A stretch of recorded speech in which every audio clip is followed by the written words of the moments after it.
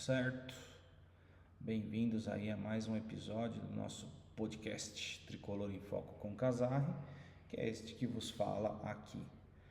Bom, como prometido, não tivemos jogo, não tivemos rodada para o São Paulo, né, no final de semana do Campeonato Brasileiro.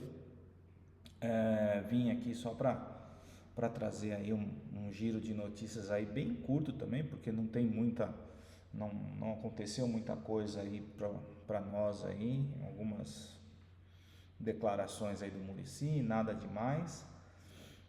E bom, vamos lá então, vamos começar aqui rapidinho, até porque também não vamos tomar muito tempo de vocês hoje. Bom, o Muricy foi o Muricy Ramalho, né, nosso diretor de assuntos aleatórios aí, vamos dizer assim, lá do São Paulo. Foi um podcast ali do Milton Neves e deu algumas declarações aí que repercutiram bastante durante o final de semana pro lado do São Paulo aqui, né? Uma delas é que o São Paulo vai fazer a pré-temporada nos Estados Unidos. Só que essa pré-temporada não vai envolver os jogadores principais do São Paulo, né? A pré-temporada com esses jogadores realmente vai acontecer, né, da forma rotineira e tudo mais. Mas o que o Muricy falou? Que para essa excursão lá para os Estados Unidos, o São Paulo deve levar jogadores de 16 e 17 anos da base aí para fazer para ter uma rodagem até para essa garotada ter bagagem aí, e porque ele vê que tem boas promessas aí nesse time, nessa idade aí no sub-17 do São Paulo. Talvez aí também acho que alguns jogadores do sub-20 também devam comparecer aí. Até lá também tem muita coisa ainda para acontecer. É em janeiro que acontecerá esse campeonato aí lá, essa pré-temporada. E tudo depende também da colocação que o São Paulo vai ficar no Campeonato Brasileiro, né? Se o São Paulo se classificar direto para a Libertadores, é uma história. Aí até pode ser que algum jogador profissional possa compor esse elenco aí, porque, né, as férias se estenderiam um pouquinho mais e tudo mais. Mas se o São Paulo tiver que disputar a pré-Libertadores, e a pré-Libertadores já começa em fevereiro, aí eu acho mais difícil que jogadores profissionais compareçam, estejam presentes aí nessa excursão, nessa pré-temporada aí lá nos Estados Unidos, porque aí o calendário começa um pouco mais cedo, com jogos decisivos mais cedo, né? Já que o Campeonato Paulista começa em fevereiro, mas aí você tem alguns jogos mais tranquilos, né? Que é o que acontece normalmente, e os jogos mais decisivos são os clássicos, e depois quando você vai para o mata-mata ali, aí depende do formato do Campeonato Paulista, mas deve entrar quartas de final antes só e tudo mais. Mas aí isso aí já é abril. Então depende muito aí do que vai acontecer com o São Paulo no Campeonato Brasileiro, para que se decida aí como é que vai ser, quais os jogadores realmente vão compor esse elenco aí que fará essa pré-temporada lá nos Estados Unidos. Outra declaração, e essa mexeu muito com as mídias, com as redes sociais aí do São Paulo, foi o Muricy elogiou o Paulo Henrique Ganso, né? Diz que é um jogador que pensa para frente, que joga um futebol ofensivo, e isso despertou aí que, né, e o Ganso seria um estilo do camisa 10 que o São Paulo precisaria aí, principalmente para o ano que vem. Eu não sei como é que está o contrato dele lá com o Fluminense, mas e aí isso já virou: você aceitaria o Paulo Henrique Ganso de volta? O Ganso vai voltar? Virou uma enxurrada de coisas aí na internet aí, mexeu demais com o São Paulino isso aí. E não tem nada certo, não tem nada decidido, não tem nada, nem especulação. Simplesmente o Muricy elogiou um jogador e disse que é o estilo de futebol que o São Paulo precisa. Ponto. Não quer dizer que o São Paulo vá atrás do jogador, não quer dizer que foi feita uma oferta, que consultaram o agente, que consultaram o Fluminense. Não teve nada disso, foi simplesmente um elogio. Então, gente, calma, vamos voltar aí, né? São Paulo vai passar alguns anos aí sem fazer esse tipo de contratação muito impactante, né? A não ser que o Paulo Henrique Ganso fique livre no mercado aí no começo do ano e o São Paulo tenha que, né? E ele aceite ganhar, sei lá, o mesmo salário que o Caleri. Eu não sei como é que está o salário dele lá no Fluminense e tudo mais. Mas aí ele vai ter que aceitar ganhar o teto aqui do São Paulo, talvez, né? O mesmo que o Luiz Gustavo, o mesmo que o Lucas. Isso se o contrato dele tiver para vencer. Porque se o São Paulo tiver que fazer oferta para rescisão de contrato, não vai acontecer, tá, gente? Já afirma aqui, se o São Paulo, se ele tiver contrato aí, o São Paulo tiver que pagar a multa, não esquece. Não virá jogador que o São Paulo terá que pagar multa de nome impactante. No máximo pode vir aí um Josué, como veio lá em 2004, Mineiro, Danilo, mesmo o Wellington Rato, jogadores que não tem projeção nacional assim muito forte. Aí sim o São Paulo talvez pague a multa, porque as multas devem ser baixas. Agora, tirar jogador de nome forte através de rescisão de contrato, esquece. Não vai acontecer, tá? Então, por enquanto, não passa disso, de um elogio do Muricy Ramalho para o jogador e ao estilo de camisa 10 que o São Paulo precisa. Ponto. É o estilo, não é nem que é o jogador que o São Paulo precisa, é o estilo de futebol que o São Paulo precisa. Então, vamos segurar aí um pouco a profusão aí de comentários, de empolgação e aguardar. Agora, cara, para nós aqui, contratação é assim, só comemoro depois que tiver assinado. Não adianta falar que tá vendo, que tá atrás. Já não era antes, agora então menos ainda, tá? Então, vamos com calma. O Sub-20 do São Paulo, eu cheguei a comentar no último episódio aí, né? Que eu assisti o jogo do Sub-20 contra o Criciúma no primeiro jogo das oitavas de final da Copa do Brasil. Esse Sub-20 também está disputando o Campeonato Paulista e jogou aí nesse final de semana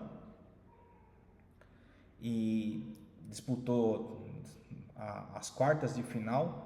Esse final de semana fez o segundo jogo aí contra o Desportivo Brasil e aí o São Paulo ganhou de 6-0 do Desportivo e se classificou para a semifinal.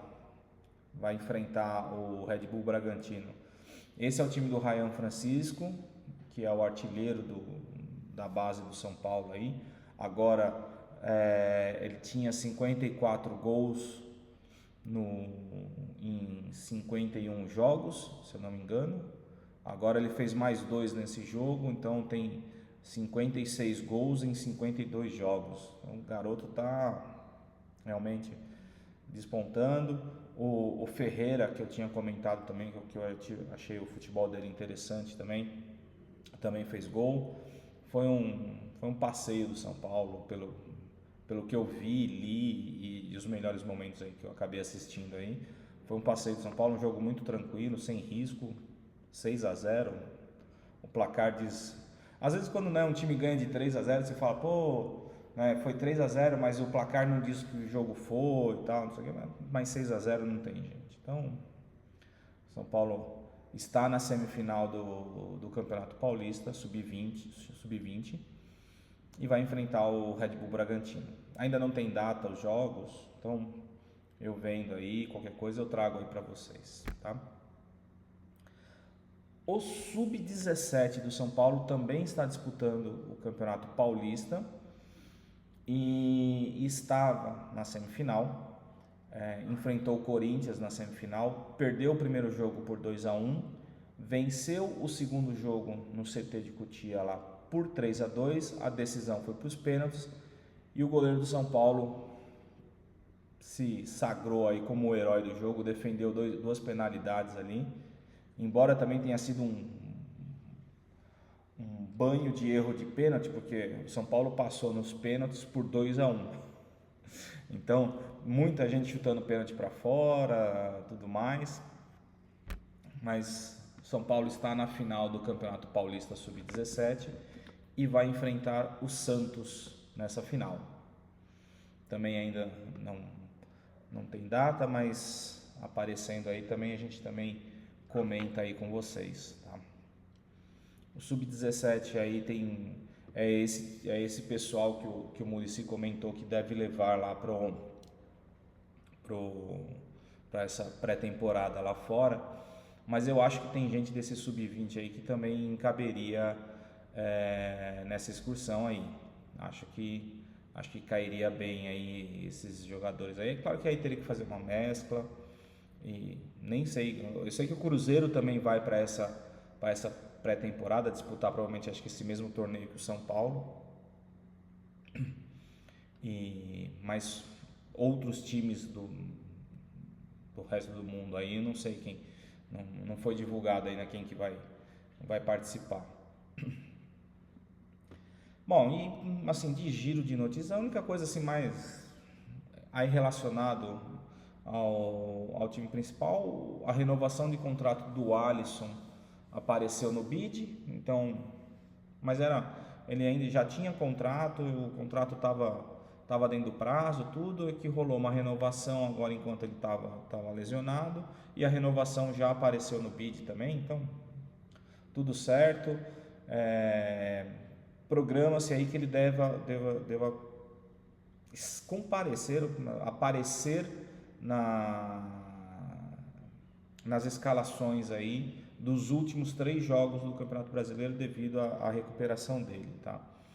Se ele vai jogar, talvez alguns minutos, né? Obviamente ele não vai aparecer ali no jogo, no antepenúltimo jogo ali e aparecer de titular. Não, ele deve entrar no decorrer do jogo, assim como aconteceu com o Ferreira no jogo contra o Vasco ali, que entrou, faltava 15, 20 minutos para acabar o jogo. É o que deve acontecer com o Alisson. Até que tem que ter muito cuidado, porque a lesão dele foi muito mais grave que a do Ferreira, né?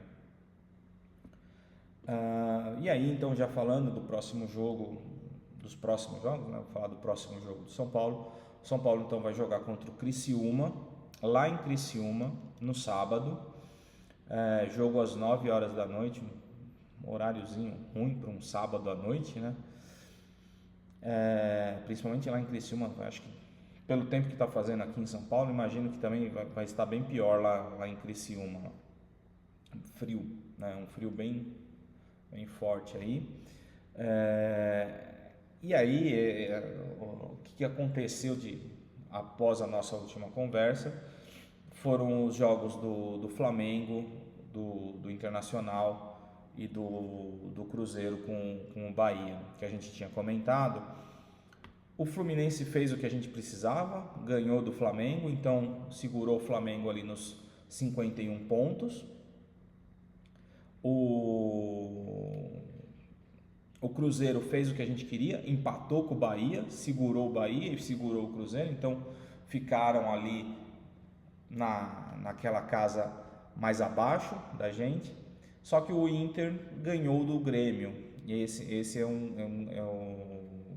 o que mais me preocupa, porque o Inter está 1 ponto atrás do São Paulo. O São Paulo está com 50 pontos e o Inter está com 49, mas o Inter tem um jogo a menos, assim como o Flamengo, que o Flamengo também está 1 ponto à nossa frente, mas também tem um jogo a menos. Mas o Inter me preocupa mais porque, né, se o Inter fizer esse jogo aí no meio de semana agora e ganhar esse jogo no meio de semana, ele já vai passar a gente, e passa o Flamengo também, né? E vai passar a gente em relação ao número de pontos, igualando o número de jogos, e aí fica complicado, porque no confronto que a gente teve com o Internacional, a gente até perdeu, naquele jogo vergonhoso lá de 3-1 no Morumbi. Então, essa é a situação que me preocupa um pouco mais, né? Que é o Inter na nossa cola. A gente atrás do Flamengo, o Flamengo vai ter que se dedicar mais aí agora à Copa do Brasil, então vai poupar alguns jogadores, já vem com lesão e tudo mais. Então, enfim, eu acho que o São Paulo realmente precisa aí ganhar os jogos que restam e fazer a sua lição de casa. Lição de casa, que eu digo, é fazer os seus pontos, independente se o jogo é em casa ou fora, né? Para que a gente possa continuar na nossa briga aí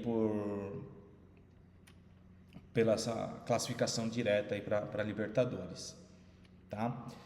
Bom, o único desfalque que eu sei que o São Paulo tem aí que está confirmado, além dos lesionados ali e tudo mais, toda aquela galera que está no departamento médico do São Paulo, é o Wellington, que tomou o terceiro cartão amarelo no jogo contra o Vasco. Então o Jamal Lewis deve ter aí uma nova chance, já jogou um jogo como titular, deve ter um novo jogo aí também, então para poder se firmar aí e mostrar um pouquinho mais do futebol dele. Afinal, né, o cara que está jogando lá na seleção da Irlanda, disputando Nations League e tal, não sei o que. Eu acho que é um jogador que a gente precisa olhar um pouquinho mais de perto, ter um pouquinho mais de cuidado ao analisar o futebol dele, porque eu acho que deve ser um jogador realmente interessante. E é um jogador comprometido, né? Você vê que diversas vezes aí, enquanto ele esteve no São Paulo, mesmo que ele não entre para jogar, quando ele vai para o banco, após o final do jogo, ele vai para o campo correr, né? Para estar em forma e tudo mais. Eu acho isso legal, mostra comprometimento com o clube, com a carreira dele mesmo, né? Com a forma física dele mesmo. Então, espero realmente que seja um bom jogador. E aí, então, acho que esse é o único desfalque que o São Paulo tem, tirando os lesionados ali, que a gente já sabe. O restante do time deve ser o mesmo. Eu não sei como é que está a questão do Alan Franco, porque ele tinha tomado 2 jogos de suspensão do cartão vermelho. Eu acho que ele já cumpriu os 2, mas ele também tinha suspensão por cartão amarelo, que foi o que deu a confusão, e ele acabou não entrando no jogo contra o Vasco. Então, não sei. O que eu realmente espero aí pro próximo jogo é a manutenção do Marcos Antônio no meio de campo, por conta da dinâmica que ele dá, que eu gosto, acho válida e dá uma certa velocidade para o time do São Paulo, que a gente vê que não tem com o Bobadilla. E o Ferreira ainda não deve ser titular no próximo jogo, deve continuar ali com o Lucas, o Luciano. E eu espero que ao invés do Rato a gente volte com o Eric, porque, né, com o Marcos Antônio e o Eric deram uma leveza para o time do São Paulo, uma velocidade, uma agilidade, uma objetividade muito maior do que a gente vinha tendo com Rato e Bobadilla. Não acho que tem que dispensar os jogadores aí depois, não, porque o Wellington Rato é bom na assistência. A hora que ele entrou, bateu o escanteio, gol, né? O Bobadilla acho que é um jogador também para complementar elenco e tudo mais. Enfim, mas eu acho que a gente deveria entrar aí com Marcos Antônio e Eric nessas vagas aí, certo? Bom, gente, é isso que a gente tem hoje, não tem muita coisa. E aí a gente se fala então agora na próxima segunda. O São Paulo vai jogar no sábado, domingo não vou gravar, gente, por favor, me deem descanso. Então, e aí na próxima segunda a gente grava aí, vê o que aconteceu no jogo, o que tem de evolução dessas coisas aqui que a gente comentou, e se fala na próxima segunda-feira, combinado? Fechado? Beleza, gente. Então, obrigado, e aí até a próxima.